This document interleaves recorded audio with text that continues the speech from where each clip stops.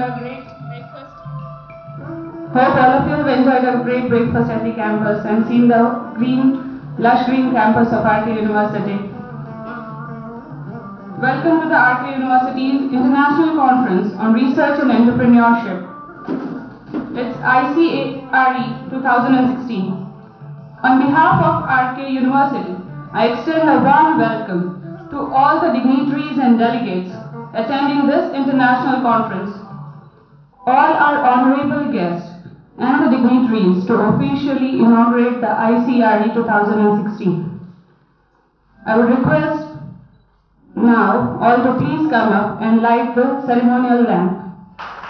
It would also be with the guests.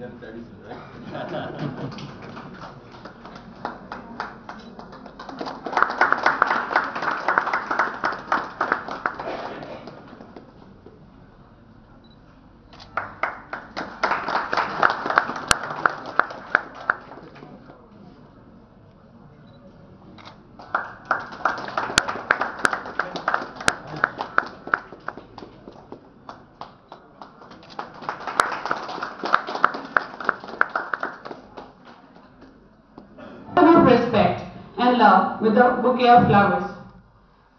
I would now request the Executive Vice President of RK University, Mr. Danish Patel, to welcome Dr. Anamik Shah, the Vice Chancellor of Gujarat Vidyapith. All of us would put our hands together and welcome him.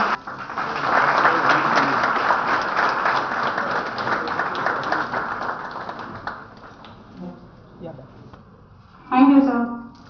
I would now request the Vice President of RK University, Mr. Mohit Patel, to welcome Dr. K.S. Murthy, the Vice Chancellor of ITM University, Baroda. All of us would extend a warm welcome to them.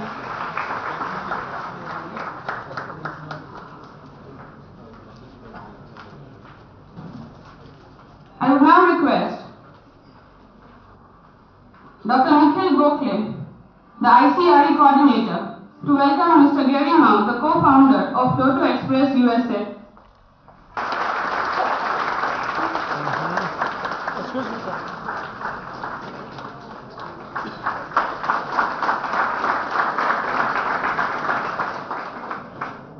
Thank you, sir.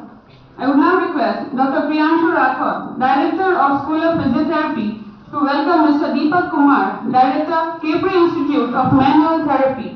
Please put your hands together to extend.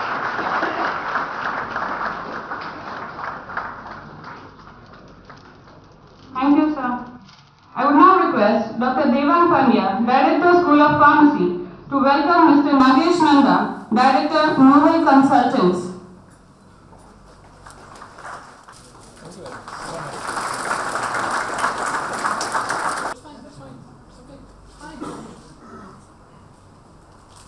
I would now University. All of us would put our hands together.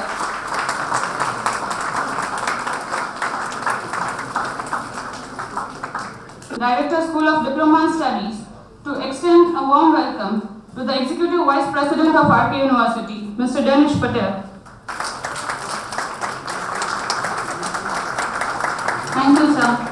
I would now request Mr. Mayur Pandya, Director, School of Science, to welcome the Vice President of RK University, Mr. Mohit Patel. Thank you, sir.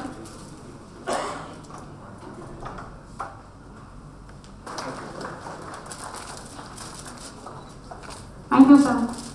I would now request Mr. Kunal Waghela, Director, School of Computer Science, to extend a warm welcome to the Registrar of RK University, Mr. N.S. Ramani. Thank you, sir. Organizer of ICARE 2016, to please share his thoughts with us. Sir, please. Welcome to ARC University to International Conference on Research and Entrepreneurship 2016. This happens to be the first conference that ARC University is organizing, and we hope to repeat it year after year with a relevant theme that is relevant for India. As I welcome all of you today in this conference, dignitaries on the dais, paper presenters, and many other dignitaries on this side as well, let me just quickly say a few things on what mindset we started this journey. ARC University was established 10 years back, 2005 to be precise. Over these 10 years, we have become the first private state university in Saurashtra. We were innovative from day one. We wanted to do something better. It was not the purpose of just being another institute of higher education. In India today, though we need many, but there are many more than what we need probably. So we just do not want to be another university, another institute offering different professional programs. We always started small but wanted to go in a proper academic sense, understanding what's right, experimenting, at times making mistakes, correcting, all that. So that journey started 10 years back. Today we have more than 6,000 students across 7 schools, 400 faculty members, running a PhD program. Many of our PhD scholars also may be presenting papers here. And with this setup and the journey, we felt after a completion of a decade of this journey that it is appropriate that we should also try to organize a conference of our own. Now again the question is that why another conference? What's different here? What we are trying to do is here, the various conferences happen, our faculty members, research scholars, there are many who need that global exposure. They need to know the best standards that is there in the best of the conferences, how you cite papers, how you come to your methodology, how you talk about the data collection, how you come to your findings, be it some positive findings or even no findings. So we felt that we can also add our bit in trying to present some good standard global conference. And I am really thankful that with the dignitaries on the dais, many of you on the other side, because we have had an innovative concept here. In each of the tracks that we will be having, there will be a session chair and there will be discussion. So say there are 5 papers on particularly on section of renewable solar energy. Now on that session, there will be an expert who will be session chair and another expert will be discussion. Many of you may be here.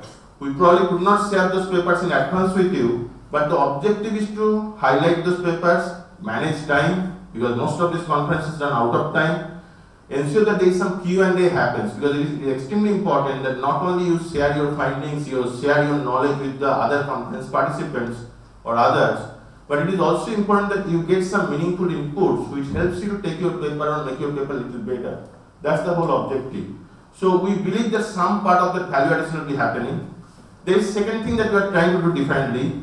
I think all of you know that after the conference is over, there will be always this ISBN, be it reputed databases and others publishing papers. We will be also hosting these papers in our own working paper series. And what you have seen from experience that Google and other databases quickly pick those up. So your paper will be accessible globally, and the more the reach your paper gets, the more the citation you get, rather than being under the paywall of some journals or something.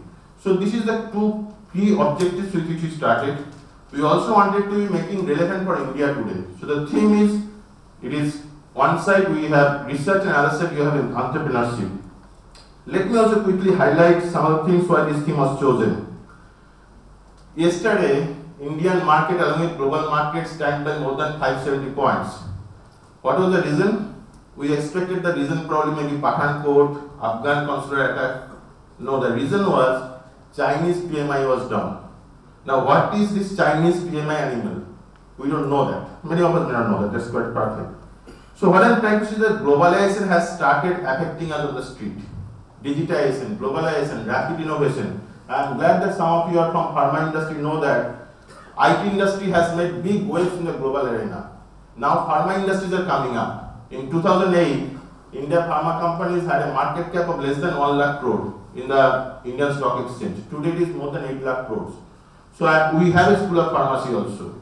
Healthcare, education, many of the areas we are coming up. And today the maps in the that globe or sea or in the atlas is more of a physical boundaries that don't really exist in the real world. You need to be globally competitive. Otherwise, things may not be so good. Let me also tell you certain things. Why entrepreneurship? Why innovation? Some big changes are happening. Many of you have heard about this Google car, driverless automated car. Robots are building homes, robots are building streets, robots are delivering Christmas packages. Whatever it could be, I'm saying that the low-end jobs, whatever can be automated, will get automated. So, and India has the highest population of the youth population, more than China, or as much as China in developed world, under 15 age population. So, as a country, I think we have been talking about this entrepreneurship, innovation, research for a long time, but much on the ground needs to happen. And when I talk about entrepreneurship, it is not something like opening a shop or doing something else there. It must be scalable in the global basis. Can you scale it up? That's the big challenge. So our government also, you have seen that lots of initiatives, be it Make in India, Digital India, Scale India, but a lot more needs to be done on the execution side. So we believe that being a university, we can do our bit by generating more awareness, knowledge sharing, understanding what's happening in different fields, and then try to see can it be taken forward from there. Two more things I want to say, that from 1990 to 2014, India's share in global GDP has almost doubled. And particularly because we are in Gujarat, let me also tell you that Gujaratis have a reputation of being business-minded. 2015 December, Economist came up with an article about Gujarati business culture. There they quoted something. Business indeed is a principle of business of Gujaratis. Business indeed is a principle of business of Gujaratis. So I think that Gujaratis, be it US, Canada, anywhere you go, they have done a lot of things. We know our students, many of them are very much entrepreneurial, but how can they make it scalable, global with some of the apps, or be it pharma or manufacturing, SMEs, whatever, that's the big challenge. So given these stages of growth of the university started moving up. We have big ambitions to be quality player, not volume player in the regional and national level.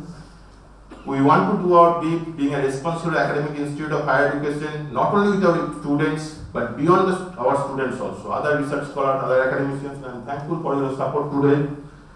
So all these things drove us to do this conference today, that how all of this research and entrepreneurship can make 2016 India's century.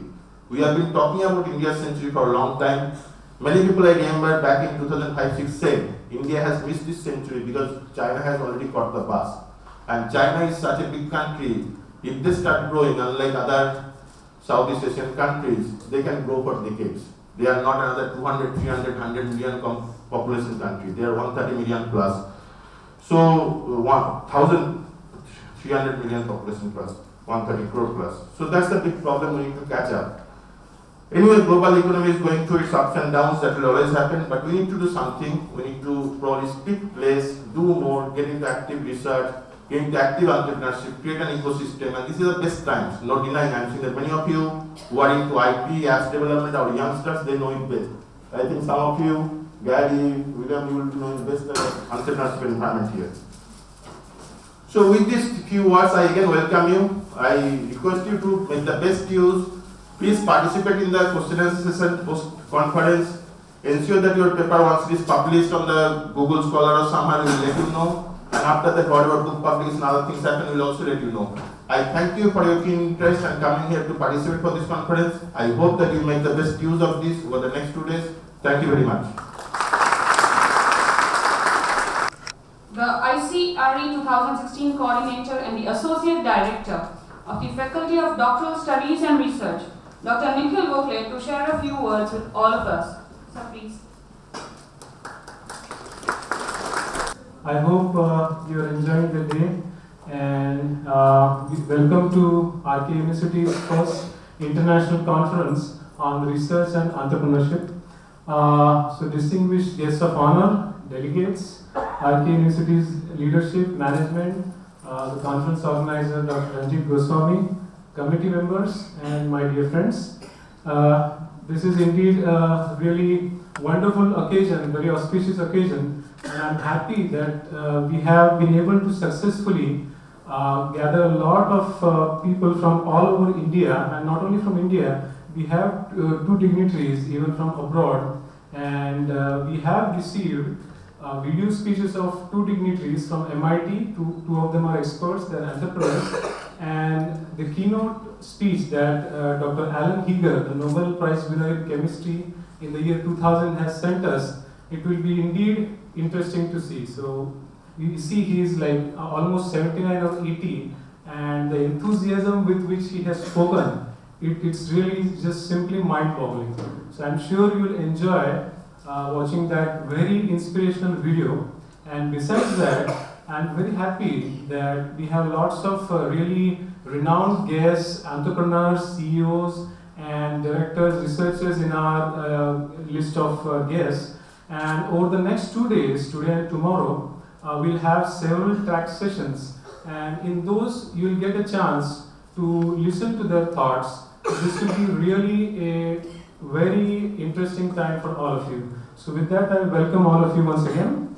Now, back in 2002, when I went to the US for my PhD on a university assistantship, I got introduced to the ever-expanding world of research. I got to interact with lots of dignitaries from around the world, US, Europe, China, India, lots of different places. And it gave me a really broader perspective how research is actually done.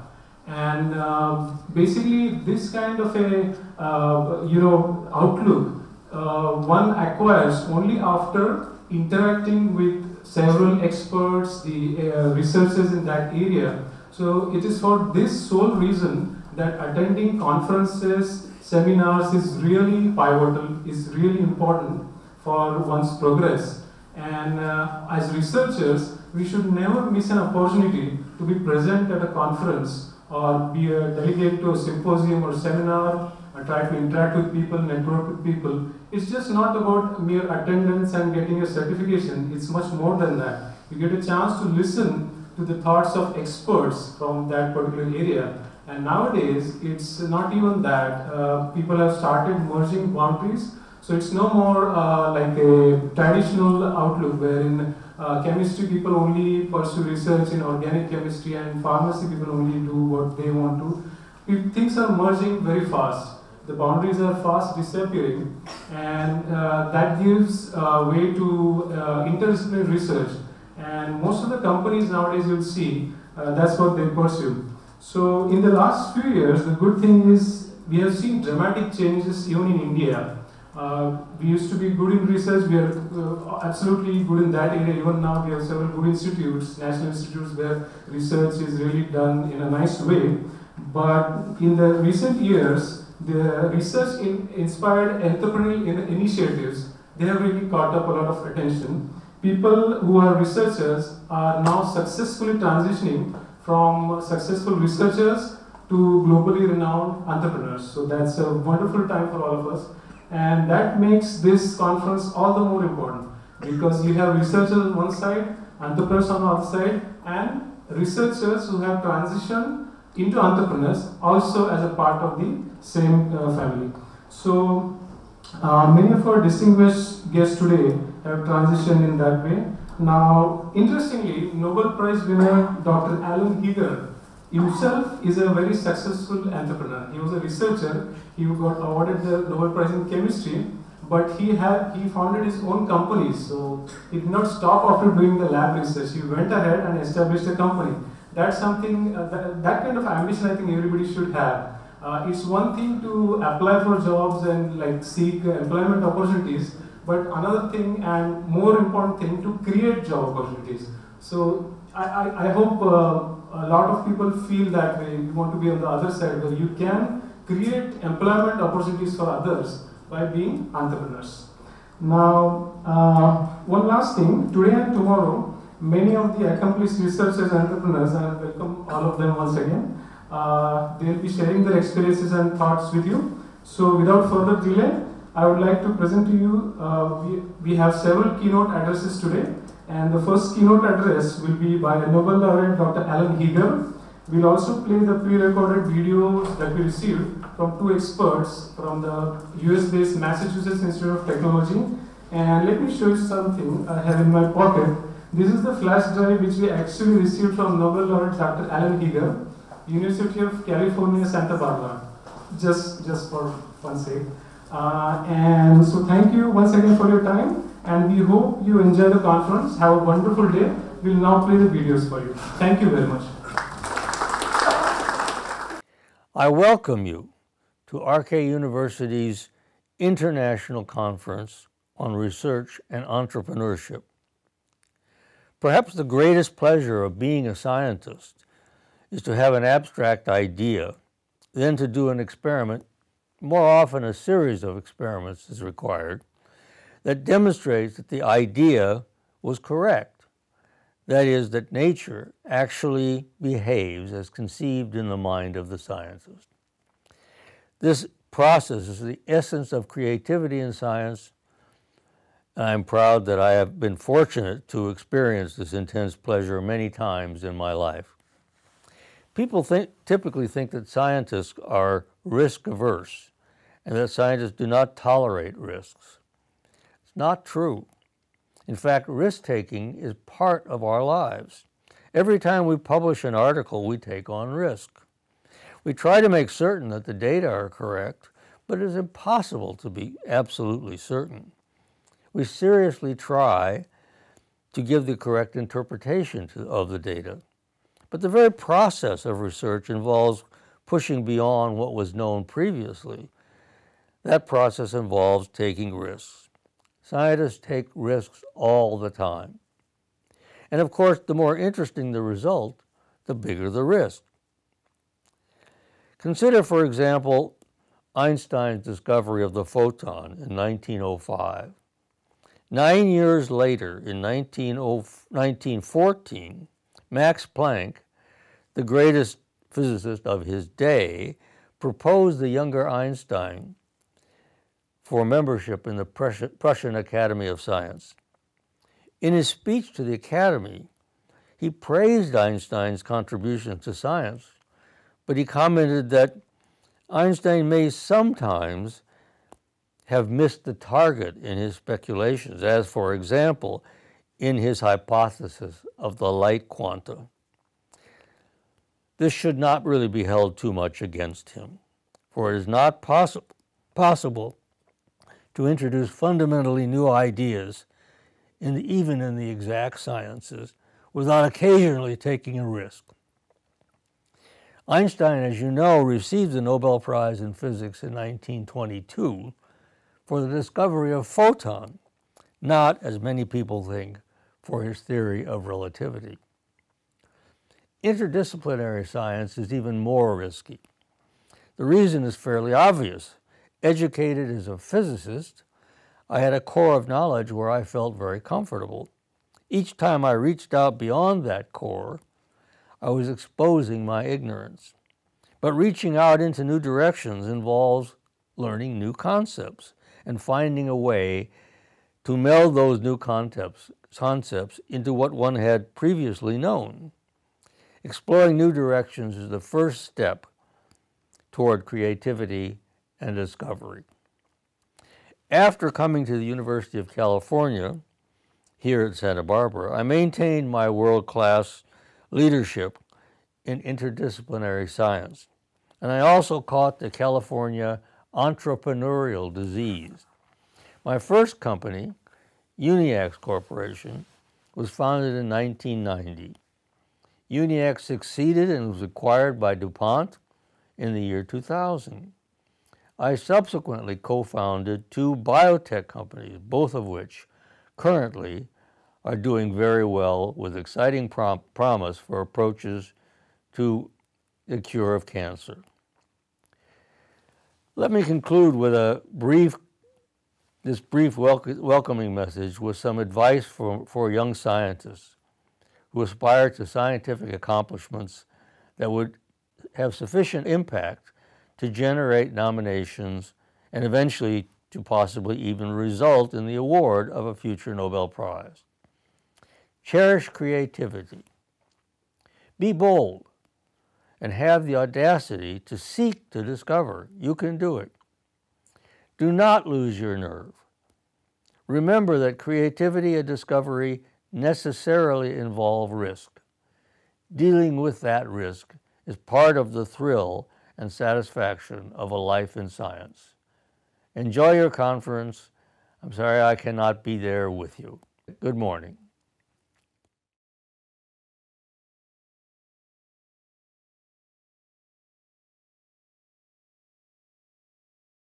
Hello, my name is Katie Taylor.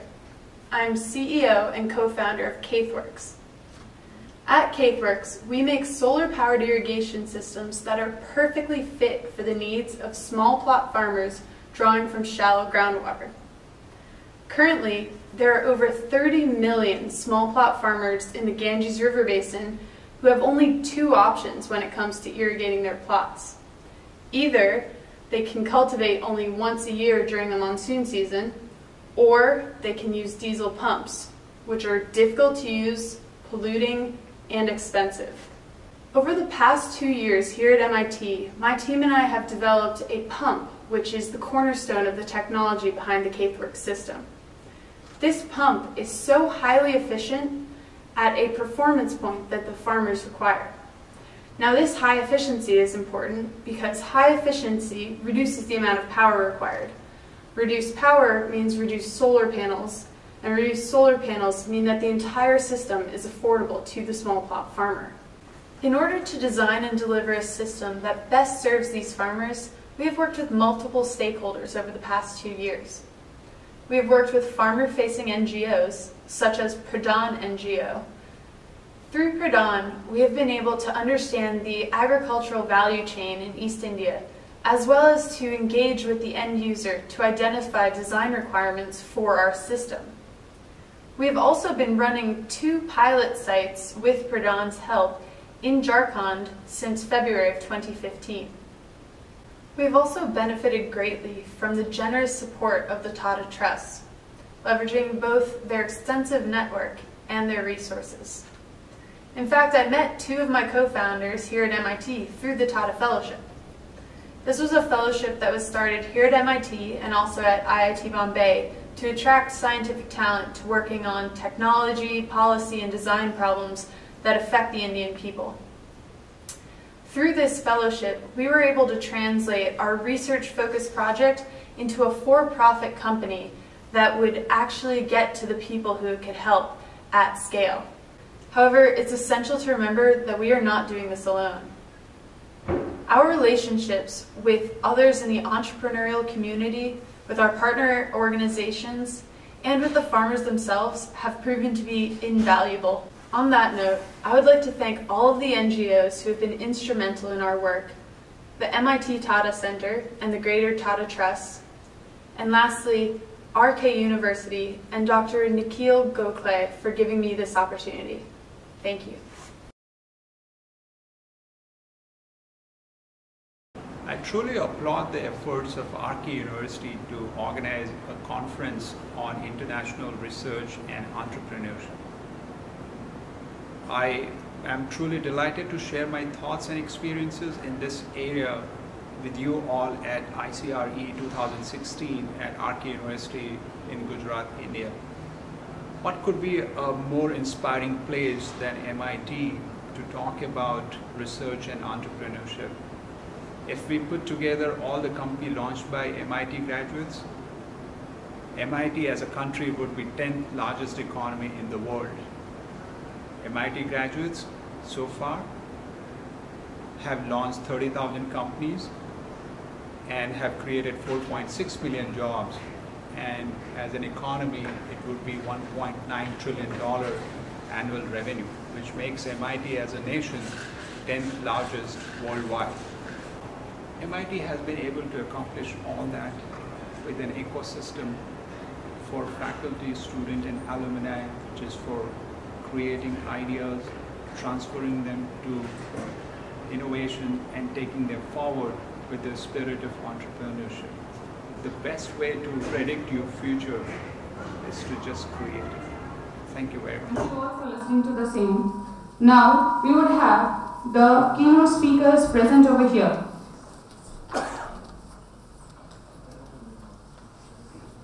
Please join me in welcoming the other keynote speakers for ICRE 2016. We have with us Dr. Anamik Shah, the Vice Chancellor of Gujarat Vidyapeeth, Mr. Gary Mao, the co-founder of Toto Express, Social Innovation Fellow, Stanford University, USA. We also have Mr. Deepak Kumar, Director, Capri Institute of Manual Therapy, and Mr. Nagesh Nanda, Director, Novel Consultants. All of them would be the keynote speakers for today's inaugural session.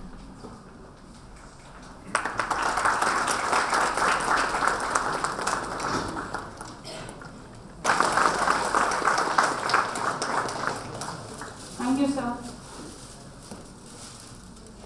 Now we start with our keynote speakers. The very first speaker is Dr. Anamik Shah. I'll just briefly introduce him to you. Dr. Anamik Shah, the Vice Chancellor of Gujarat Peeth, was the former Vice Chancellor of Saurashtra University. He would be delivering his keynote address. He has been instrumental in creating 13.2 crore national facility for drug discovery, a center of excellence in Saurashtra University campus. He has received several grants from funding agencies such as DST, DBT, CSIR, UGC, OSDD, and MSMEs, and has been successful in establishing multiple industrial collaborations. Dr. Shah has carried out high-impact research work in several areas of national and global importance. He has directed various research projects involving reputed research institutes such as US National Institute of Health, NIH, and the Department of Atomic Energy, and the National Medicinal Plant Board, New Delhi. He has published several well-cited research articles in the area of medicinal chemistry and drug discovery. Dr. Shah has also received an award from the International Scientific Partnership Foundation in Russia. Please welcome Dr. Anamik Shah for the keynote address. Very distinguished audience, from very senior faculties to the last bench entrepreneur. At the outset, I congratulate the management of RK University because I am visiting this university since last so many years, and I am looking at the transformation which is taking place in India, particularly at the private university design. I had an opportunity very recently to visit lovely professional university, Shiv Nadar University, which was founded by HCL Computer owner Shiv Nadar, and different educational models are coming up in various parts of our country. Currently, my introduction was given. From 1st of January, my older role is still with me, and that is the in drug discovery area and chemistry and medicinal chemistry especially. I am also holding a charge of presidency of Indian Society and Indian Society of Chemists and Biologists, which is a collaborative MOU with world's largest medicinal chemistry conglomeration, European Federation of Medicinal Chemists, which is the umbrella organization of 28 European medicinal chemistry of different countries, and they have identified our society as the only society which is focused on medicinal chemistry in India. There are many societies in India, but this society has a very special this thing. You can look at the website how the society runs and what are the programs we roll out. From January 2015, from very hi-fi research, very sophisticated instrument which start from 10 lakh to 1 crore, I immediately jumped to a place which is known as Gujarat Vidyapeeth, founded by Mahatma Gandhi, and he was Chancellor till his death. And then Sardar Patel, and then Rajendra Prasad, Dr. Rajendra Prasad. and later on Morarji Desai, the former Prime Minister, he was Chancellor for 33 years. Then Narayan Desai, and now Dr. Elaben Bhatt, the Seva organizer and Magsaysay awardee. She is our Chancellor at the age of 83. From very sophisticated hi-fi research, I have come to a very ground state, and all my excitement came to the ground reality.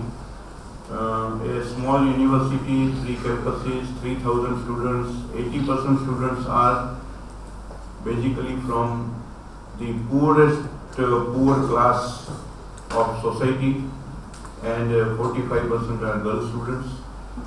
We have computer science department, we have microbiology department, but as far as research and innovation is concerned, it is related to the social cause, which our Chancellor says as Anubandh. So when I was going there, I was very happy that with 55 PhD, 25 crore research center, this many number of research papers, I will be very happy to be placed there. But when I saw the biodata of Elaben Bhatt on our website, it is there. My entire what I tell it, my positioning was again grounded, and I have looked at the ground reality, what actually means as a scientist or as a researcher, and how you have to create the linkage with the society, which is the problem of today's, particularly in India. So I was just going back what I am going to speak today, but I thought that in pre-independence area, we have a lots many presidential colleges at 4 places. Later on we have some very prominent institutes. Bengal Chemical Works started in 1907, and Alembic also started in 1900. Chemical Abstract Services, American Chemical Society's profound database, it started in the same year. So after 100 years, where we are. So if you look at the independence time, 2 things were very important. Which model we should adopt, and how the developmental growth is to take place. So I was just going through several pages of Jawaharlal Nehru's scientific lectures, scientific and technology lectures, and I found that Dr. Shanti Swarup Bhatnagar was given a task to establish national laboratories with all facilities which is available and equivalent to any foreign universities or institute of research. They were established. And we know that we have 28 CSI labs, Central Drug Research Institute, Lucknow, Central Salt and Marine Research Institute, and as Dr. Sardar Patel said once while inaugurating National Physical Laboratory, he said that our scientific development is going at the Bhatnagar speed, and this Bhatnagar speed should come in all walks of life. But unfortunately we couldn't do that. But many of our institutes which has crossed almost 50 years, you can just see that we have achieved a great reliance, self-reliance in several aspects. We identified Homi Bhabha. He gave a good legacy to Vikram Sarabhai. Vikram Sarabhai's thinking and his approach was inherited by Abdul Kalam. And we have wonderful institutes. And with the nationalistic fervor, when I am saying that, please understand what is nationalistic fervor. The people who have come, who have studied abroad, or those who have not studied abroad for a single day, like Abdul Kalam. They were grouped together, they worked in the team, they dissolved their egos, and what is the ultimate outcome? We have a Dr. Homi Bhabha, the greatest atomic scientist. He devised the path, and he also asked us that there should be third breed reactors and recycling of the uranium and thorium. And still the Indian atomic energy is following the same path, what he has derived before 50 years. So what is the foresightedness of Homi Bhabha? And then came Vikram Sarabhai.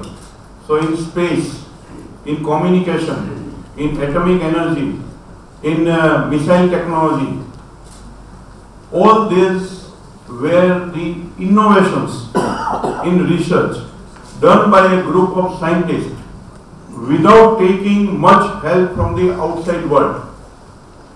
There was several people who were trained in IITs, they were trained in CSI labs, they were trained in traditional universities, and yet we were able to achieve so many things.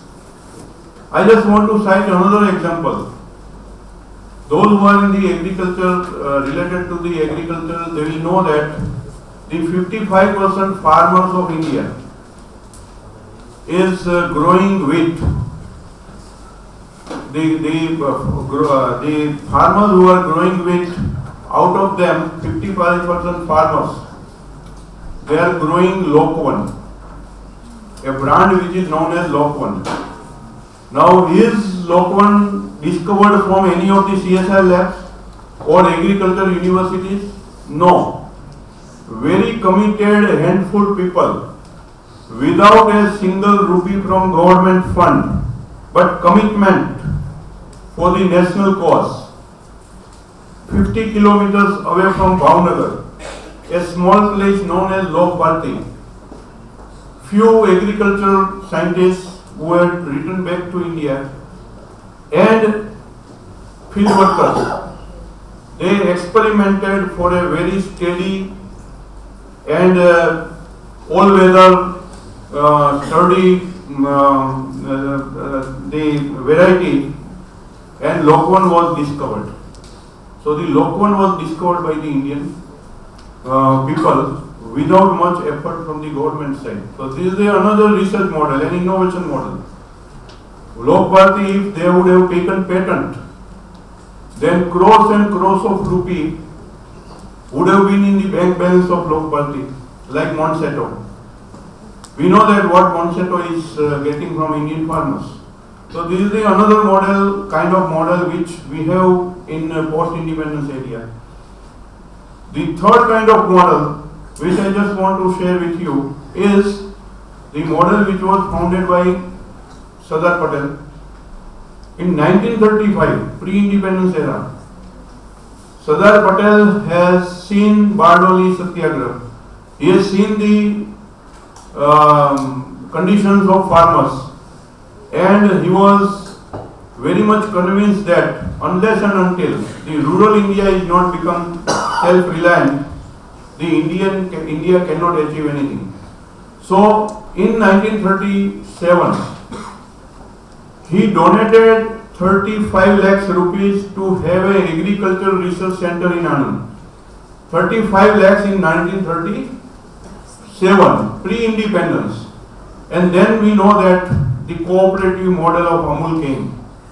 It was by the initiative of Sardar Patel and Tribhuvan Das. If you read the story of Amul, a cooperative movement, the contribution of each and individual, and a new cooperative model of Indian scenario we have seen. I also want to jump to certain other very important aspects in India. 1971, very historical day in Parliament, when Parliament has resolved that under the leadership of Indira Gandhi, I was 19 years old, but we were fighting against Indira Gandhi at that time. But now I am 60, I am looking at the history, and what I have found that this Iron Lady, she has passed the law in the parliament that anything which is related to human suffering, animal suffering, and which is related to agriculture, we will cut, copy and paste. We will not follow the patent law. 1971 to 95, and see the growth of Indian pharma industries. They have developed new processes, new technologies, cheaper and affordable medicines, and now India has become a hub for manufacturing affordable drugs around the globe, and they are supplying. And we have just seen the figure what has happened. From 1995 to onwards, now we are with the global players. And now things has differed well. We have to understand the entire scenario of the world. We are dependent on China as on today. 80% of our intermediates, drug intermediates, are coming from China. If India has any problem with China, or even Chinese manufacturers may have some internal problem for environment concern or other thing, within 3 to 4 months, the entire health system of India can collapse because of the non-supply of intermediates. And therefore, manufacturing in India, even in intermediates, is a very crucial and key things in our country. So this is the thing which we have to look at. Now, what is the scenario in the drug discovery in India? We are very good manufacturer people. We copy, we modify, but original drug research we are yet to come. Only one drug has come from Zydus Research Center, saroglitazar, from concept to market, and that too by the individual company. Many times I am taking some lectures of 30 minutes, but I will just give you the gist of that. You give me 2 Indian companies who have collaborative drug research and who have carried out program together. You name the 2 Indian companies who have come for discovery of new drug, it will not happen. It will happen in Europe, it will happen in United States, it may happen in China and Korea and Japan, but it is not happen in India. And that's why the innovation and research, we have to look at the different angle. When you talk about the Boston model, you talk about the startup, you talk about the spin-off companies, there the professors, scientists, they are given liberty to start the company itself from the university campus, and then they grow systematically. We have several administrative hurdles, constraints, and rules and regulations. This should be abolished, and then the innovation atmosphere, research atmosphere, and respecting intellectual property right of an individual in the institution. It should be very important for us for the future growth. So these are the key problems which are facing. The last point I want to cite to you all is that we are in the global age of religion politics, politics of religion, economical politics, politics of economics, and therefore we have several wars at different fronts, at religious front, at capturing the what we call it as a common resource. So common resource, whether it is United States, whether it is other country, it is going in the handful people, and the rest of the people are deprived. And therefore the key driver when we are talking about innovation and research, we have to see the triangle, economy, environment, economy, environment, and what was third? Energy. And energy, yes. So this is the triangle which we have to look at. Why we have to go for the Paris Convention for such a long period? The reason is that there is mismatch with this triangle. We want cheaper energy source so that economy can grow, but there should be no environment pollution, and we are facing this environmental pollution. The reason behind that is that we have forget what Mahatma Gandhi has preached us. What he said, that we have everything to feed the entire world, but we have no resources to satisfy the greed of one person. Look at the model of Gram Swaraj or Israel model of kibbutz. 11 has written very good book very recently, and I appeal all of you to have that book, Anubandh. She said that when I was in Ghana, the farmer of Ghana said that what we are growing, we are not eating. And what we are eating is coming from 1500 kilometers from some factory. So when you combine all this, and Gram Swaraj is a group of villages which is self-sustainable. They grow there, they eat there. They grow cotton and they wear there. But we have forgot. So Khadi, if you look at the environment point of view, it is a zero carbon. You don't have a handloom mills at your each and every village, and therefore farmers are fighting for the price of cotton. If at the same place value addition had been done, then things would have been different. So the days of what we call it sustainable development, and now new word has come and everybody is knowing it is sustainable freedom. People also want sustainable freedom, and we have lots of speeches onwards, so I am not going to speak long, but my scientific experience is totally different, where I am now learning to have a social concern and social cause, forgetting about the citation index of 2000 which I have. What is the citation index of the young students who are going on the highway of Gujarat and Rajasthan, and without a single rupee from government, they are establishing and they are convincing the hotel owners to establish more than 300 biogas plant at their place.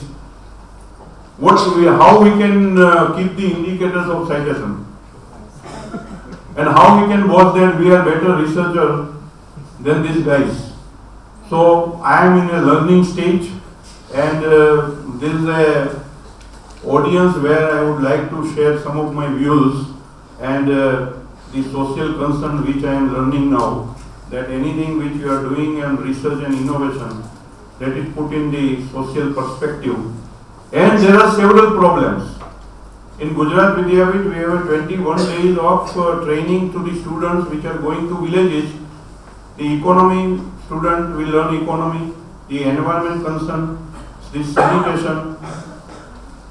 The rural mass and majority of people requires very small innovations from the mechanical engineers, from electrical engineers, from IT specialists, from others, from biotechnologies, from microbiology. And if we go and thinking in that direction, then definitely you will identify the right kind of problem for your research, which will also correlate with the societal. Now I would request Mr. Gary Mao, co-founder Toto Express and Social Innovation Fellow, Stanford University, to deliver his keynote address. Mr. Gary has a bachelor's degree in economics from the University of California, Berkeley, and a master's degree in business administration from Stanford University, USA. As a part of the Toto Express initiative, Mr. Gary created the right infrastructure to connect the rural artists in remote Indian villages to the new global markets. Between 2009 and 2011, he has also worked as a business analyst for McKinsey & Company and was instrumental in securing fund worth $30 million for the firm. Please put your hands together and welcome Mr. Thanks for the introduction. As you mentioned, I'm Gary Mao.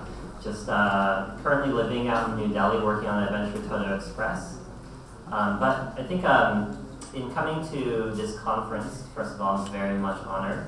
I think I'd like to speak on one of the questions I get asked absolutely the most as a Chinese American in India, which is, given that how many kind of Indian people, would dream and love to come to America, why is an American kid coming to India to try and build something? Right? And my answer is because I love the traffic in India.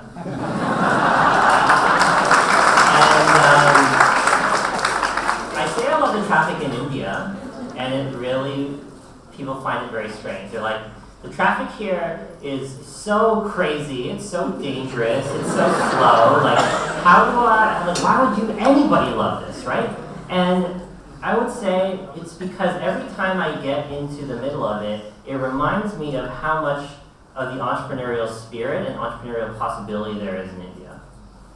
So first, it's starting with the fact that it's crazy, right? Like, nobody follows the rules. In fact, if you follow the traffic law, it's probably most dangerous, right, on the road. And I ask, taxi drivers, rickshaw drivers, how do you do it? It seems like magic to me, right? And these drivers always tell me, yes, it is crazy, it is dangerous, but it really forces you to really pay attention. Because in the States, right, there are certain things on the road I don't have to pay that much attention to because I can count on other people to follow very specific rules, right? And because of that, when you stop paying attention to certain things, it's actually not a good thing. If you pay attention to your surroundings, every little part of it, that's when you see possibilities, right? If you see a lot of traffic and it's going really slow, and you see an opening in between two cars, then maybe you can go through, right? And that's something that you wouldn't otherwise think about if you just assume that there's rules. And part of entrepreneurship is not about always just following the rules, right? Because the rules, in some ways, are meant to be broken if they're inefficient. And so, one example came from, I remember when I first started coming to India in 2010, I was just traveling around, also doing a lot of touristy stuff. I was in Jaipur, and I just come from Delhi. And when I got to Jaipur on the train, I realized I'd lost my wallet.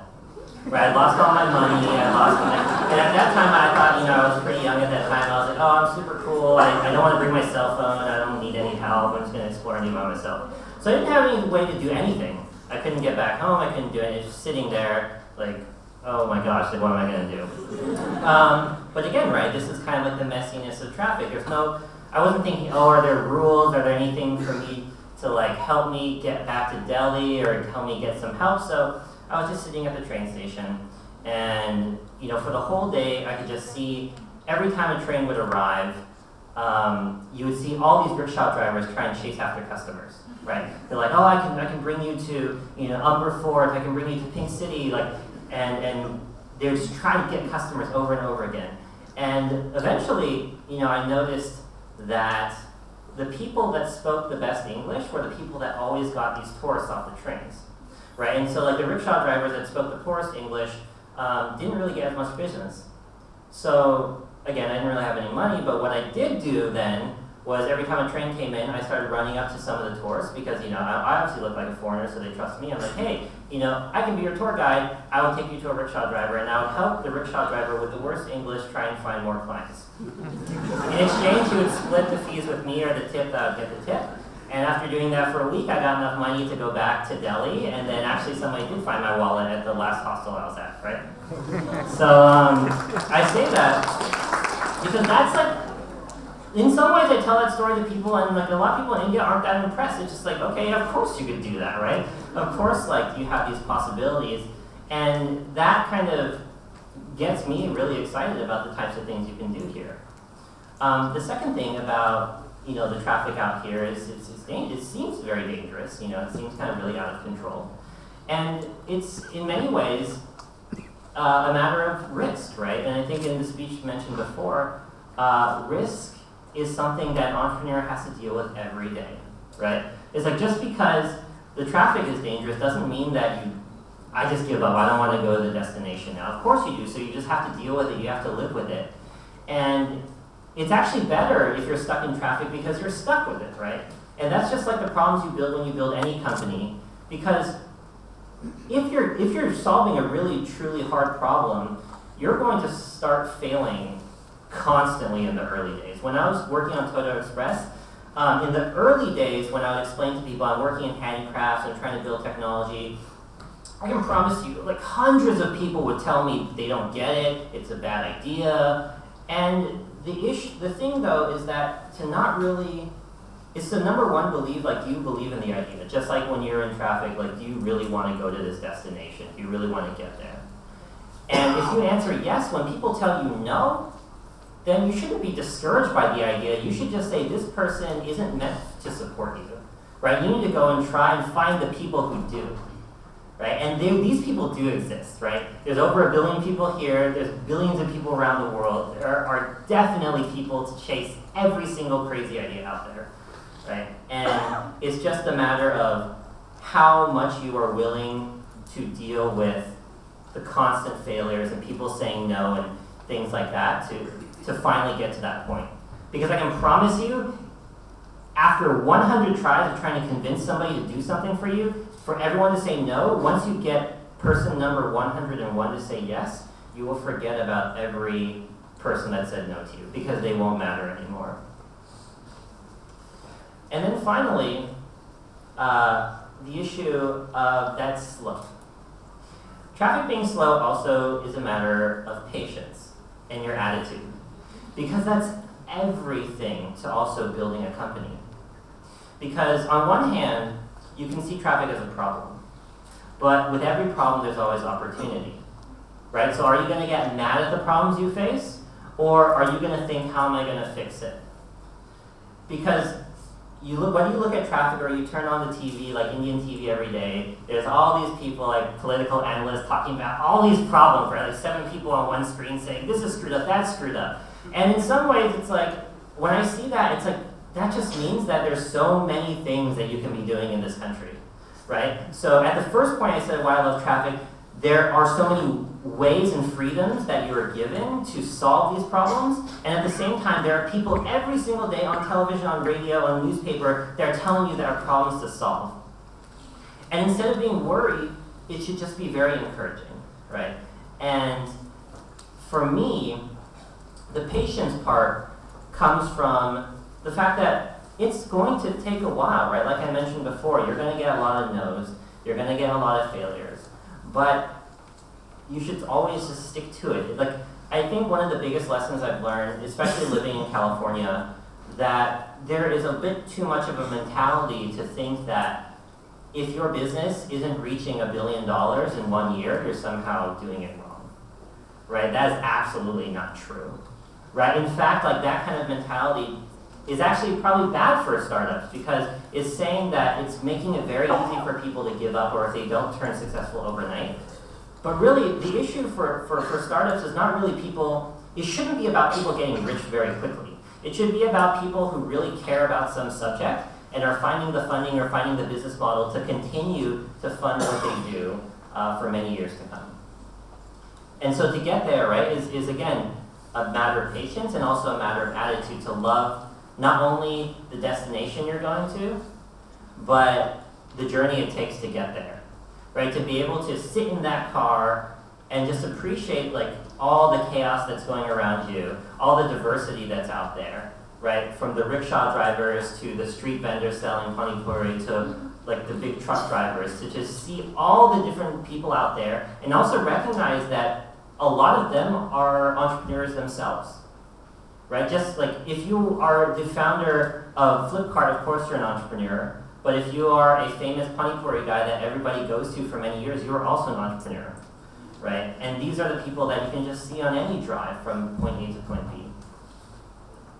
And so with those three things in mind, I would say that, the next time, hopefully, in the next time you're kind of stuck in traffic and, kind of getting angry, like you're trying to get to one place to the other, just to think about reframing it, right? To think of yourself not necessarily stuck in some bad situation that's so annoying, like some element of India, but to see that you are in the middle of a country that has so many possibilities, and that you as kind of an Indian citizen are able to navigate the country already, and have so many more of the skill sets that any foreigner can come in and try and approach. And so I ask to see that next time you're in traffic, just to think of it in a positive light. Thank you.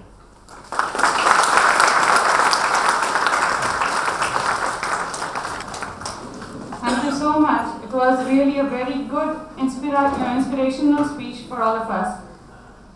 Thank you so much. I would now request Mr. Nagesh Nanda, the Director, Novel Consultants, to deliver his keynote speech. Mr. Nagesh Nanda has more than 20 years of industrial experience and has held many managerial positions in the top pharmaceutical companies in India, Torrent, AFDIL, and abroad, Chemo Pharma, Spain. His firm, Novel Consultants, offers services in R&D management, formulation development, R&D center establishment, clinical research, acquisition, GMP, GFP, and GCP projects, and in involving critical regulatory queries related to the formulation. Please put your hands together and welcome Mr.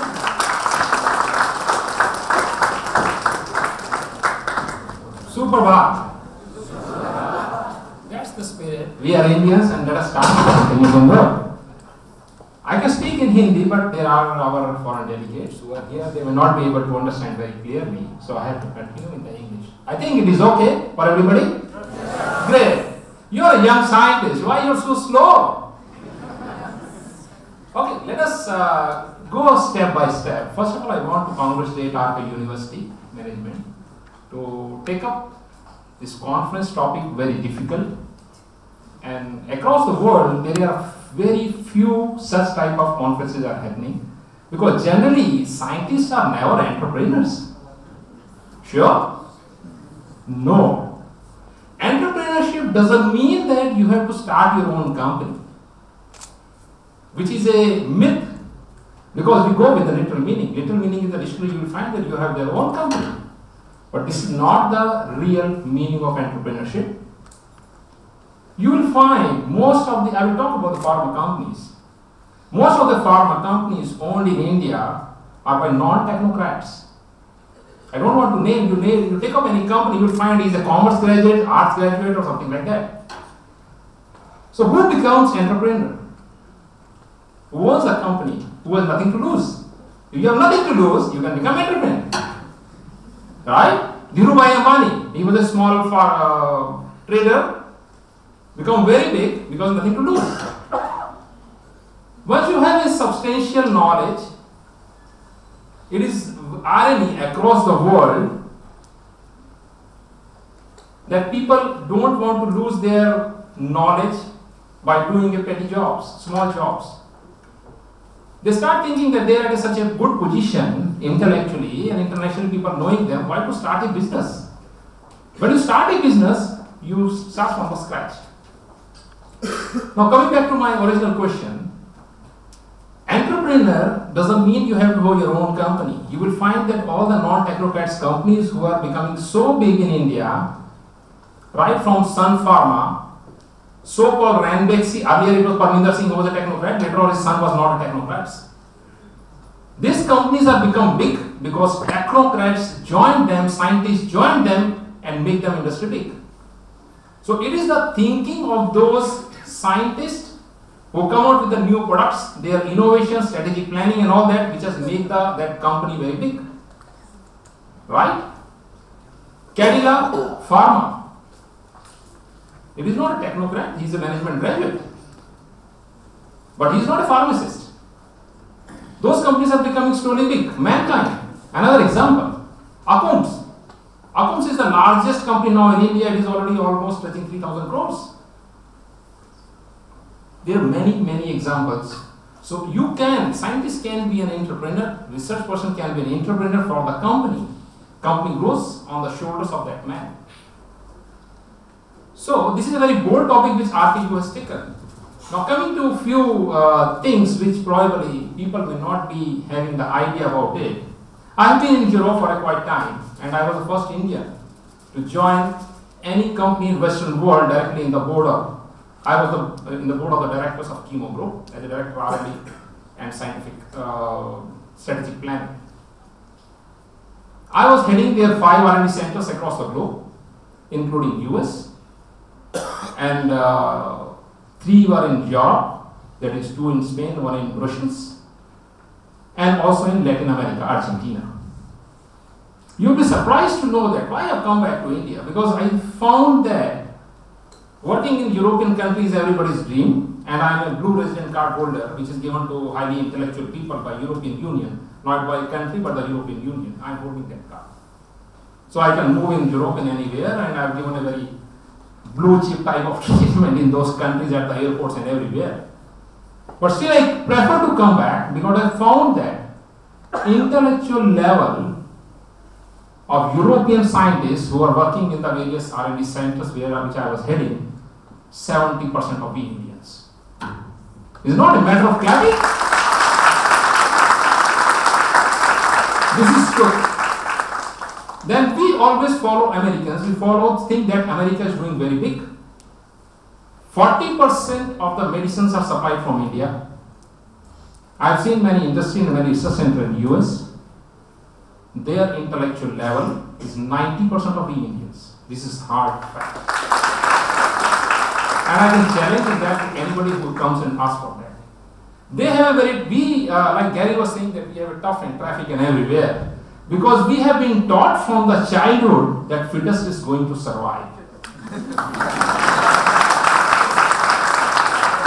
And in the heavy traffic, Gary, we are being trained to how to come out of the difficulties.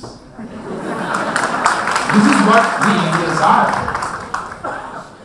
So the students who think that we should go to Europe or US and go in there and stay, I would say this is a very bad idea. This is not a good idea.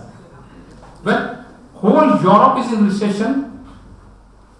America itself is in recession, but they don't want to accept that, but they are in recession because you know that how they are changing their laws and bylaws to increase the loan taking things. 2013 they have done everything they are doing it. India and China is not going in recession. And today India's growth rate is better than China. As Dr. Anamik Shah was saying that there is a probably China is going to be, intermediate is stopped one day or we don't have a good relation with this one.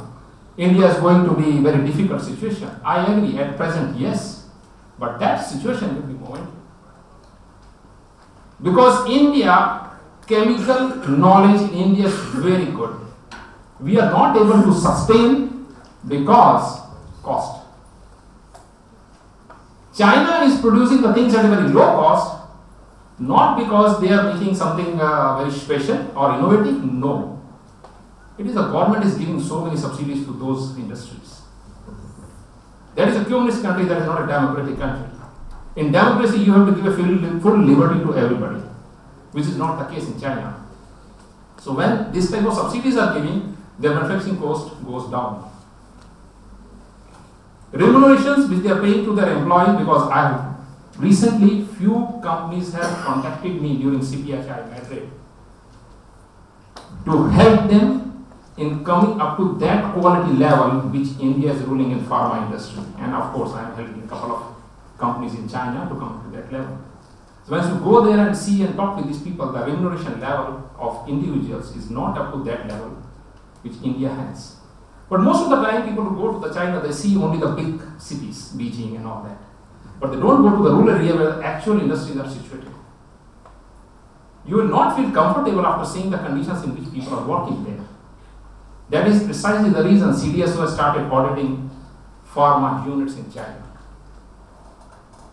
And very soon, CDSO, because I am also advisor to Commerce Ministry of India for research and clinical research. So we are in October, we were discussing with the Commerce Secretary of India that why our CDSO is also not going to US and Europe and start auditing the companies. You must have read in the last few months that a lot of Indian companies are getting notices and warnings, right? Previously, it was the Zydus Pharma who got the warnings. Yes, we don't appreciate that the way they are working, it should be as per the requirement. But don't think that the companies in US and Europe are not like that. Yes, they are. But these regulatories are a little bit biased. We can overcome all these things when we also start feeling confidence in ourselves. This is the major lacking we Indians have. We are always impressed by the Western world, which we should not be. We have the capability to do it. Now, Pharmax's slogan is India is the pharmacy of the world, right? 70% of the generic products made in India are sold across the world. Now, how the perception has changed of Indian thinking? Why a Western company has took me as a director of R&D and heading their all the R&D centers? I asked the chairman this question: why you have not taken a person from US and Europe? This company is owned by Siemens. They are very big shots in Europe. It's not only one thing. We want to have an Indian scientific culture in my company. This is a big thing he told me, that I have seen the Indian culture and I know that type of intellect, that type of innovative thinking that we want to do. Now, problem is, up till now, India has been considered as a copycat country. We were making only generics, nothing beyond that. It has started because of certain reasons. Because patent regime was not there in India, which Dr. Amit Shah was saying during the Indira Gandhi rule, they have done it. It was good at that time for the Indian economy, because India was a very poor country, developing country. But in today's scenario, this is required. I have seen many innovations, thinking which is done by the Indian colleges, publish the papers in the international journals. I think Dr. Amit Shah will also agree with me. Those papers were further taken for research and those companies have got the patents on that. Basic work is done by the Indian companies or Indian institutes. They publish the paper in the international journals. They have taken it from there further and they got the patents. Now, who is the loser? Loser are we Indians. So I always I'm attached with few of the universities. I tell them that you start filing patents. Once you have the idea, done some basic research, go for the patent. Which only pharma industry is doing, not the institutes. Institutes, I know a few institutes are doing, but they are not very systematic way they are doing it. Now let us go a little bit further. Why in European countries and in US country you will find that institutes are very much aligned with the industry. Once when I went to Spain and we were looking for some institutes to work with, we found that one university, pharmacy department in Andalusia, it is a northern part of Spain. I visited that pharmacy college. It was to my delight. They are having fantastic facilities. Excellent. I think nowadays the private institutes in India are also having a very good campus and very good facilities. And it is a delight to work here, like in RK University itself. In our days, you won't find a green bed. You have to literally go and clean your bench and then sit on it, right? So those days have changed now. So what they have done is they have made a model. We will provide you a lab. So in Brussels, in Andalusia, they provide you a lab, facility and everything. And they hire 2 scientists, which are generally the password from their college, or the people who have some experience, 1 or 2 experience from the industry, they can also join them. And company has to pay their salary. Now both have a win-win situation. There is no need for the industry to set up the lab for those particular specialized products, because these are things that are available in the university. And you have to pay for that, those employees, because even if you have your own R&D center, you have to pay for that. But there you are paying to the university. Now in this whole process, university earns some money, which again used for buying new equipments and setting up the new processes. This is the entrepreneurship which local universities have done it. This probably RK University can also adopt by contacting. I know in India it will not be easy because industry is not familiar by this type of approach. They know it, but they are not familiar in India for this type of approach. Similarly, we have taken one laboratory in Grotius University. In Grotius also it was like that only. So, coming back to entrepreneurship, okay. Now, scientists, we are talking about research and entrepreneurship. Becoming entrepreneurship by research is not an easy job. Of course, I have taken that risk and I am doing it, okay, as a consultant. But if you start after some experience, you cannot start it just coming out of the college. Then probably you should be a businessman. Research and entrepreneurship doesn't go by that. You have to have some experience in this field. Now it depends upon you how fast you can grab the nuances of this business and experience in the research, and you have to continuously upgrade their knowledge in technical field, which is not the case in other entrepreneurships. This is a very high demand as far as technology is concerned. You have to know what is new going on across the world. Where generally we miss, right?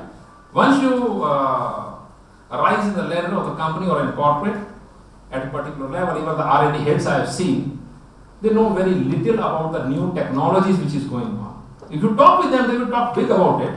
But if you poke them a little bit more, you find it is superficial knowledge. And they depend upon their juniors to come out with what is reality this technology is and who has developed and where it is developed.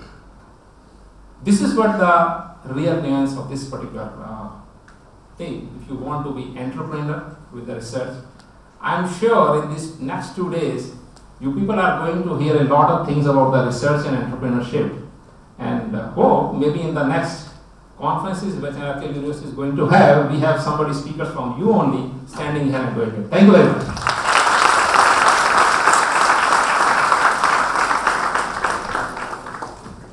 Thank you so much, sir, for your valuable suggestion and input.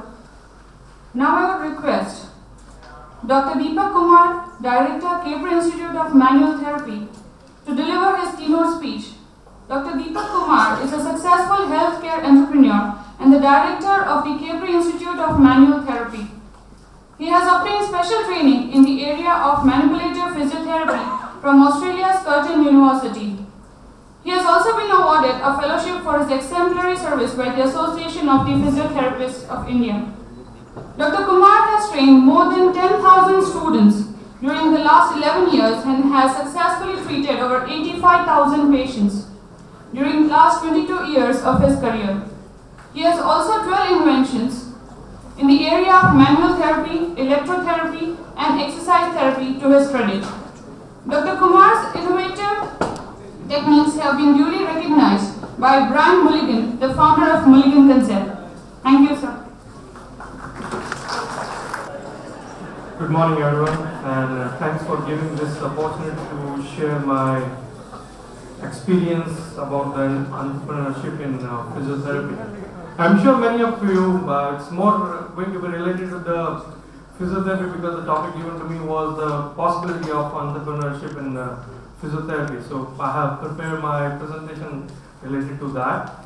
And I'm sure many of the physio must have received this SMS as a joke. Like, ये निगाहें आज भी उस इंसान को तलाश कर रही हैं जिसने कहा था फिजियोथेरेपी कर लो बहुत उसको. Even I received this, and even I'm searching for that person. I very well remember the name of that person, Margoob Alam. I was doing industrial chemistry in the university in 1989, and he was studying with me, and he went for filling this application form for entrance exam.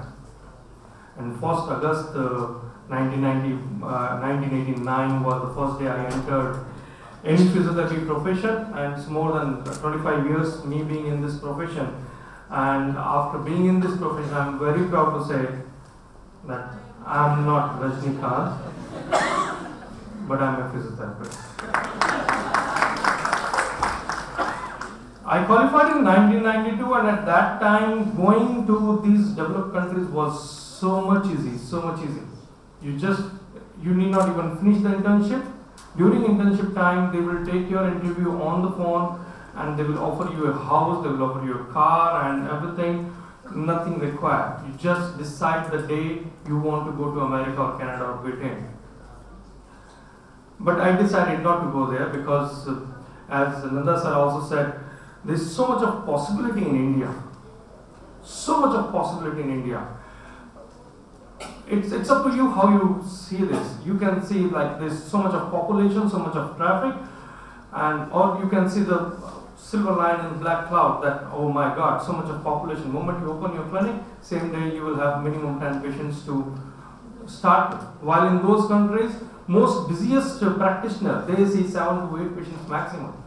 And then they say, oh my God, that was a long day. In India, after seeing 10 patients, we say, okay, let's start that was a warm-up, let's start the work now. Isn't it? So our 1 year of experience is equal to their 10 years of experience. The choice is yours, how you see the things. So I decided not to go to America, though it was very easy. My entire class is there in America only. And believe me, now they regret. Because I make more money what they are making there now. At the same time, the status which I enjoy in India, I doubt they enjoy. It's better to be the king of the poor country rather beggar in a rich country. So I'm quite happy. And there were many possibilities at that time because I'm from the National Institute and among the first few degree holders in physiotherapy, because before that all were diploma holders. So there was many possibilities for me to join. Like I could have joined the academic institute and start teaching, but I didn't go for that because I really wanted to create a system where not only me but my community get benefited. Entrepreneurship is not about making money. It is about creating an environment, creating a society where everyone gets benefited. So I didn't opt for that. Other options were to start small workshops. That was too early for me to start or to write something on the book, like write some book or something. Then the best thing was at that time I got many offers to get attached with the teams, with various teams as a sports physiotherapist because I'm master in sports medicine. So there was so much of options were there. And the latest thing at that time was Clinic 2000 or the Vandana Luthra's Curls and Curves. Yeah, slimming and fitness was there. That was another option to start for the physiotherapist or attach with any, team, not only the team, but there were many shows were going on the TV and you had an opportunity to go as a physio to take care if they get any injury or to check their ergonomics or there are so many possibilities for a physio. Even at that time they were there. And in case you are really not happy, you don't want to do clinical works, you can be the hospital administrator also because you have all the backgrounds of the medicine line and then you can do administrative work also because it is the physiotherapist who spend maximum time with the patient. Like the consultant, they hardly spend 1 or 2 minutes. But the physiotherapist, they develop a lot of good communication skills. And to become a good administrator, you need to have those communication skills. You need to know the psychology of the person whom you are dealing with. So there was a good possibility to go for hospital administration. And in fact, at that time they were offering a PhD to the physiotherapist in IIT Mumbai to become a biomedical engineer and you can develop new equipment. So I'm just telling you the possibilities, what all physio can do and think of and search the entrepreneurship in that, though I didn't opt for it. And then nowadays, all the industries, they are spending millions and billions of rupees for the posture, for the back pain, because they suffer a lot. If their staff is on leave, they suffer a lot. So they spend so much money on ergonomics, and there's a good possibility that you being hired as consultant in that. Another possibility could be in physiotherapy is designing the roads which is handicap friendly and everyone can access any place and every place. And now the new thing coming up in India is the insurance. Probably medical people don't want to go in that line, but there's a possibility that you start a consultancy firm where you give like you assess the case, whether it's a genuine case, or you get hired as a consultant in the, or you start a company where you help the insurance company. And because the insurance companies are coming, so they need a lawyer who's not only knowing the law but also the medical part of it. So you are really a good super specialist. But I didn't opt for all those things because that day something had clicked in my mind. And you will agree with that. That there is no medicine till now. There is no medicine to build the muscles. Absolutely no medicine. There is still date. There is no medicine to correct your posture. There is no medicine to improve joint range of motion. And if you want to develop the fine motor activities, there is no medicine. And if your gait is faulty, you are not able to walk properly, there is no medicine for that.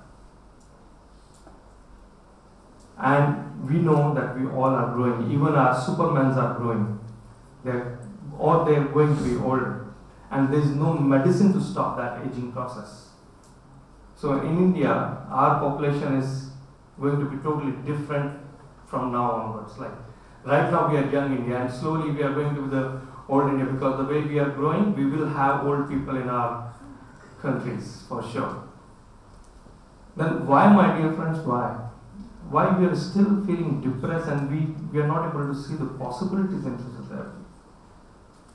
We being lying in the health fraternity, but still we are behaving like cat. So those things are possible. But I see immense potential being a physio in the clinical practice. There's a lot of possibilities.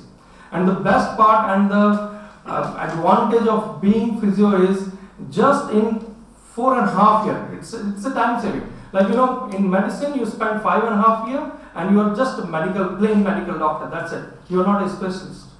But in physiotherapy you spend only 4.5 years and you still call yourself a specialist. It's not about physiotherapy. Physiotherapy is more to deal with the movement. We should be called more like movement scientists.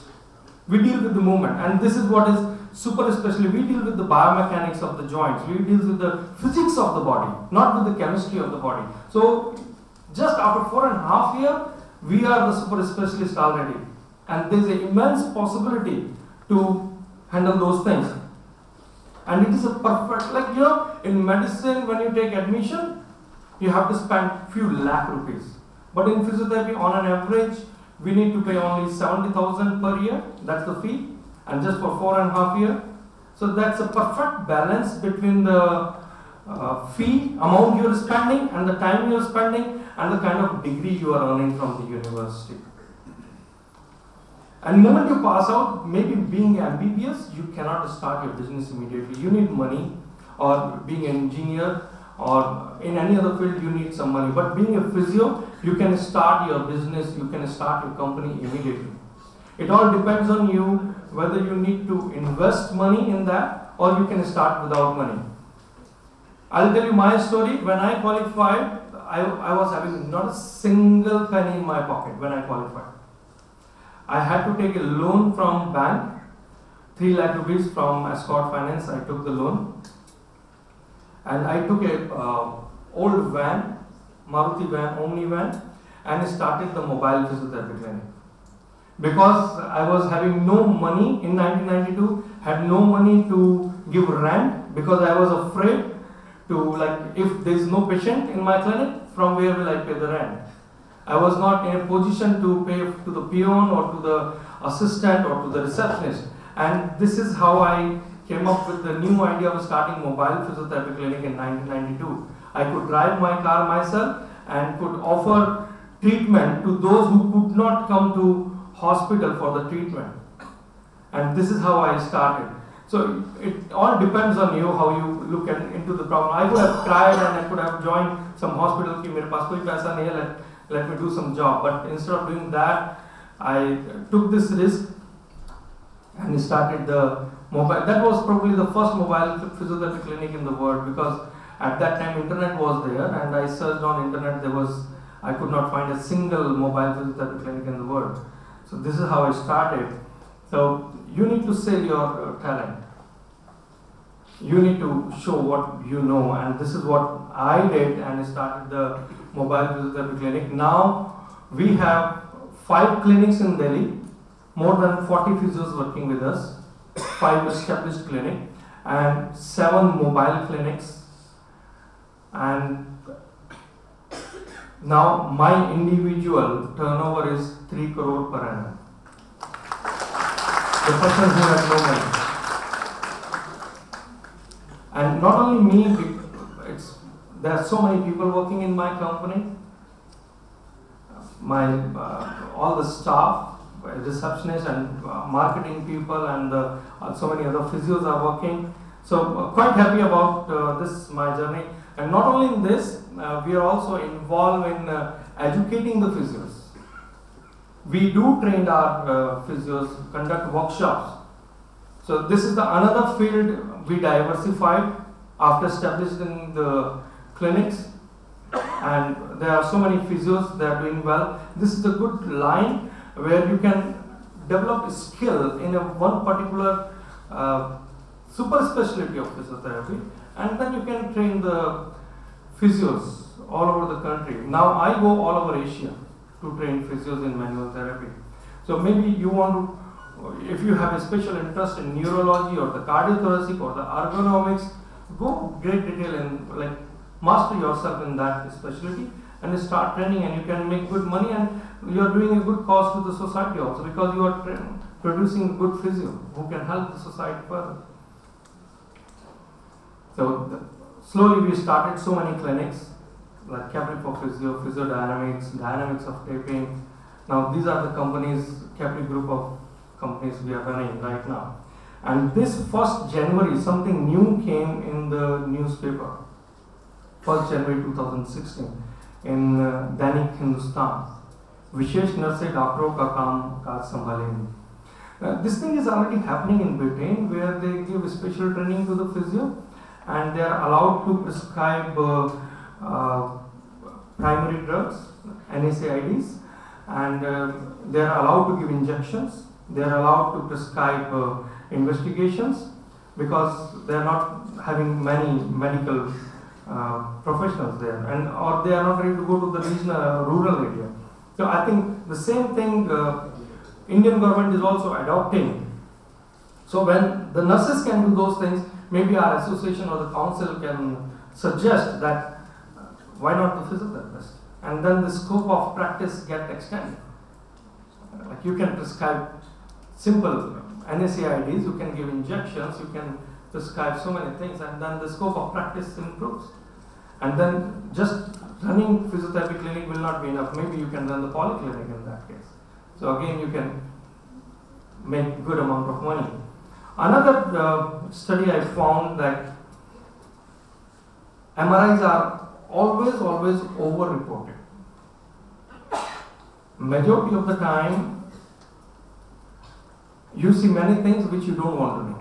And then obviously your posture gets altered, and then probably you end up into surgery, which many times you don't require. And there is a chain of clinic, I know, in India. They could see the opportunity in this study, and then they saw, okay, you don't want to go for surgery, we will help you with the help of physiotherapy. Because another study also said 80% of the people, no matter whether you take any treatment or not, you will recover, your back pain will recover by itself. And now they are making money by running chain of clinics in this spine alone.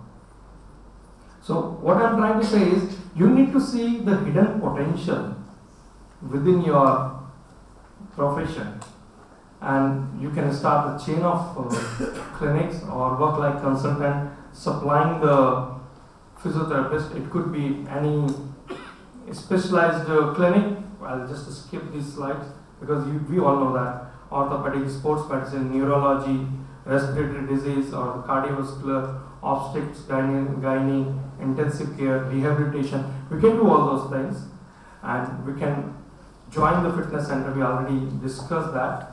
Work like a consultant physiotherapist. Another possible things is that you supply physiotherapists to the schools or the colleges or to the industry for not only for the cure but also as a preventive measure for the ergonomics, or you can supply to the MNCs or army. So there is a lot of extended scope of practice for physiotherapists. And the worst thing I like is many times you go for how to become an entrepreneur, you get a lot of lectures, a lot of theories, and people get scared. My God, it's so difficult to become an entrepreneur. From where will I get the money? And many times they get discouraged. Or they say, okay, go and get your financial plans, and they get discouraged. What we really want to become entrepreneur is we need to be realistic, need to be active, intense, and you need to learn more than a business, and you need to get close to the entrepreneur, those who are already into the business. And this is what the best thing this university is doing by creating this conference. You have the opportunity to meet many entrepreneurs, those who are already success. So in my presentation, I'm going to tell you what is the link missing to become a successful entrepreneur.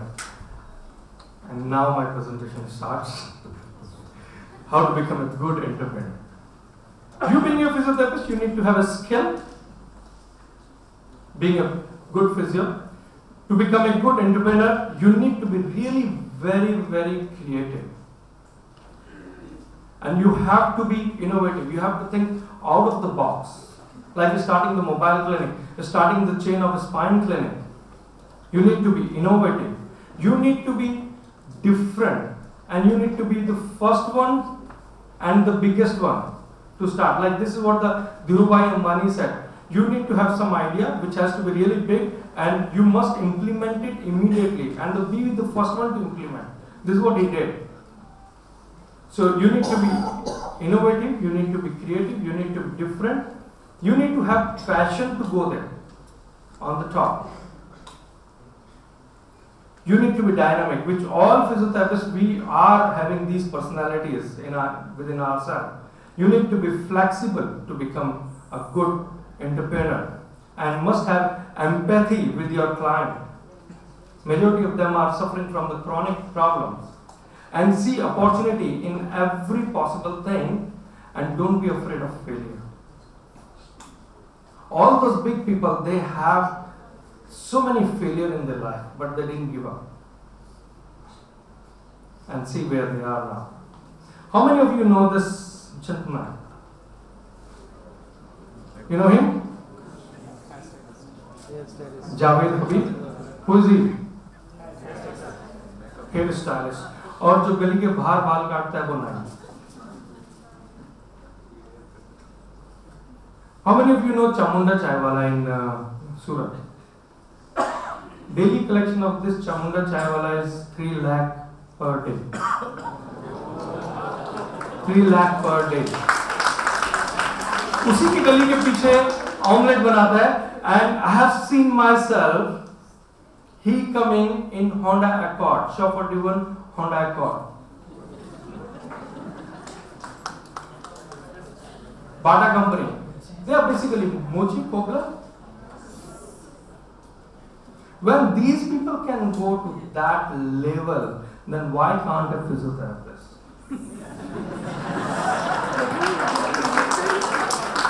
Especially when you are innovative, having entrepreneurial physiotherapist will be like you are flexible, you are resilient, you are creative, you are empathetic. Why?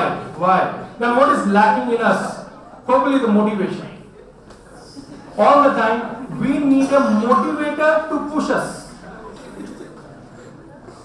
come on, do this, you can. And moment the motivator goes, motivation goes.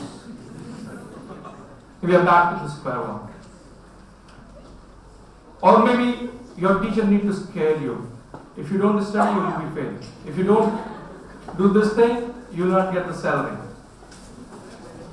Or this thing will happen, or that thing will happen. Moment you come up with that, again you are back to square one. Or maybe the rewards. If you do this thing, you get a car, or your targets will be this. If you achieve this target, your salary will be this.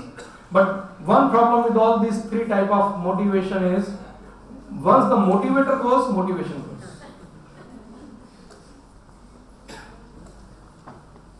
And you know, this boy, small boy, is jumping from the top because he believed that his father will catch. So it is the belief. So if you believe in yourself that you can, definitely you will. And this is what they do with the terrorists. They make them believe that God wants you to do this.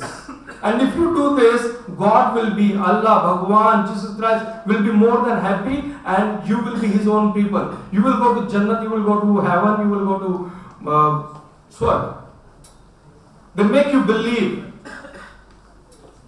And see, if you believe in that, you are ready to like die even. You are ready to become a suicide bomber. So if you believe in yourself, yes, you can be a big entrepreneur, you will be the entrepreneur. You need to believe in yourself. You have a potential, yes, that you have a potential. You need to believe in your profession, you need to believe in your country, you need to believe in your institute, you need to believe in yourself. That you are in the best place, best country, full of potentials, and then you can be a big entrepreneur for sure. And this is what probably I did in 1992. Though it was difficult, but I believe that one day I will achieve, and quite happy that I have achieved all those things. So while all the facts discussed are here, but your own motivation level, attitude is the key to successful practice. And just having positive attitude will not help you. You need to work in that direction. Yes, I am positive, positive, positive. And so the people came to know, yes, he is B positive, just the B group. So, just having positive attitude will not help. You need to work in that direction. And if you're working hard, maybe you will not get the result. If you started working hard from now onwards, don't expect a result tomorrow. It will take time. Like I always tell my students, if you're married tomorrow, you don't get a baby. If you're married today, you don't get a baby tomorrow. It takes time. So same thing here. And the last thing, you need to have burning desire. Most people fail in practice not because they lack talent or the skill, but they fail because of lack of burning desire to become success. And what is burning desire? This is what I explain to my students. Like if you're sinking in the pool, what is the first and the most important thing you are looking for? Pizza? Cold drink? Your girlfriend or the boyfriend? Yeah. थोड़ी सी हवा मिल जाए बस, and you're so desperate, बस इतनी सी हवा मिल जाए, and this is what you call burning desire. If you have that kind of burning desire for the success, no one can stop you, believe me.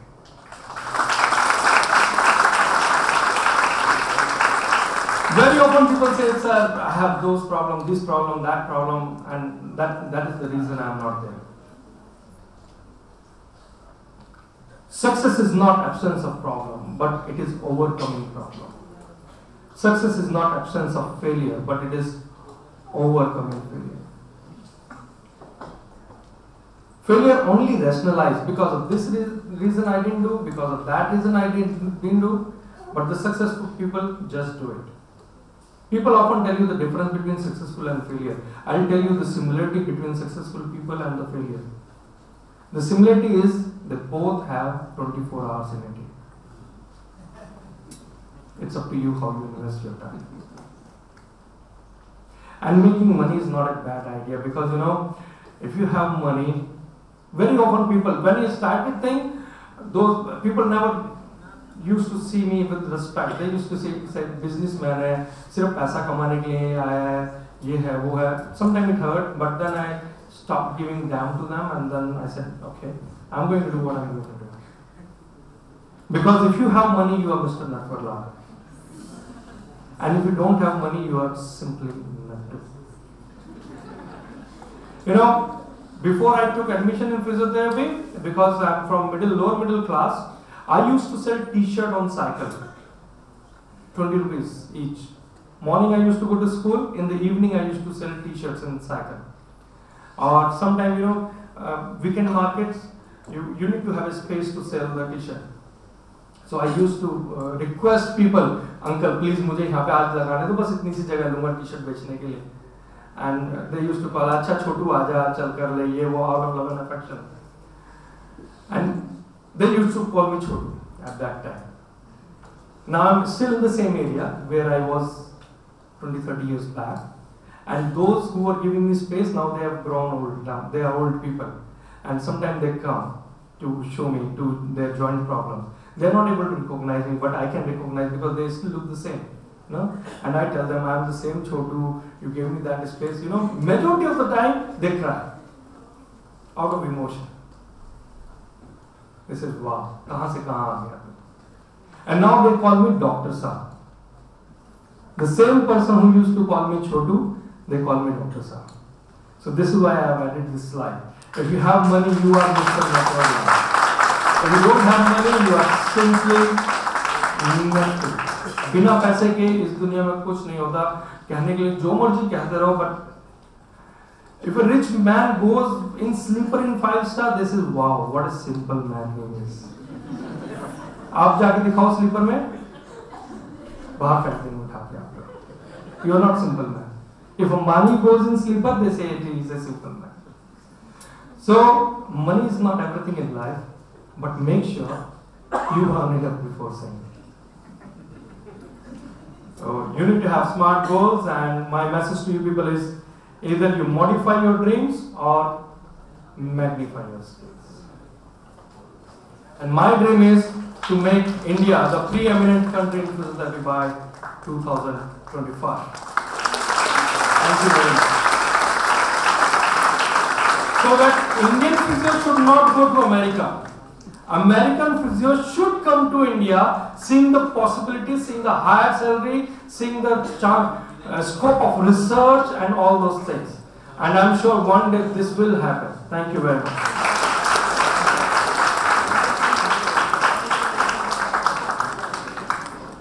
There are student volunteers who will be guiding you to your individual faculty tracks where exactly your technical sessions would be beginning. Older School of Management building. Currently it's the pharmacy field.